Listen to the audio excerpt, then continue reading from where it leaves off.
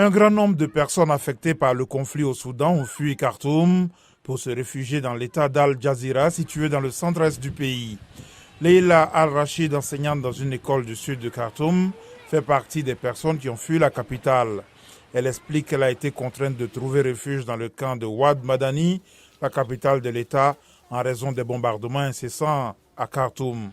Al-Rachid vit maintenant ici avec sa nièce qui a accouché dans le camp. La situation actuelle est complètement instable. Nous souffrons de l'insécurité depuis le début de la guerre. Et maintenant, nous vivons dans une situation très difficile. Tout a disparu. Nous souffrons énormément de cette catastrophe. Nous ne savons pas quoi faire. L'état d'Al Jazira abrite aujourd'hui des dizaines de milliers de personnes déplacées dans des installations qui étaient auparavant des écoles, des universités et des mosquées, selon les organisations humanitaires.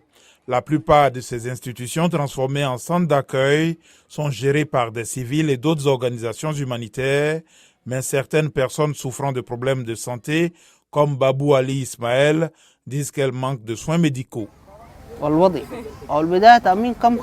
J'ai manqué un certain nombre de séances de dialyse et lorsque je n'avais plus de médicaments, la situation est devenue dangereuse pour moi. Je suis venu à Wad Madani pour trouver un centre de dialyse. Je vis maintenant dans cette école qui s'est transformée en refuge. Sanaïd Hussein, une habitante de Khartoum, a fui la ville pour accoucher à Wad Madani après avoir vécu ce qu'elle appelle les horreurs de la guerre dans la capitale. La guerre nous a obligés à quitter notre ville. J'étais enceinte et j'ai été placée dans un refuge. J'ai quitté Khartoum parce qu'il n'y avait pas d'hôpital. Nous sommes restés des jours sous les bombardements, puis nous sommes partis après 2 semaines vers la ville de Wad Madani. Ici, je reçois tous les soins des responsables du centre et ils me donnent un rendez-vous chez le médecin. Les organisations humanitaires et les volontaires civils qui gèrent les abris temporaires disent qu'ils sont confrontés à des pénuries dans les approvisionnements. Un superviseur du camp, Abdallah Ahmed Al-Nil, explique que leurs activités sont principalement financées par les dons des habitants de la région. Nous recevons de l'aide grâce aux efforts des citoyens et de certaines organisations pour répondre aux besoins du camp, comme la farine, le riz et l'huile. Nous disposons d'un entrepôt pour stocker les provisions et d'une grande cuisine pour préparer les repas des familles, dont certaines nous aident à cuisiner.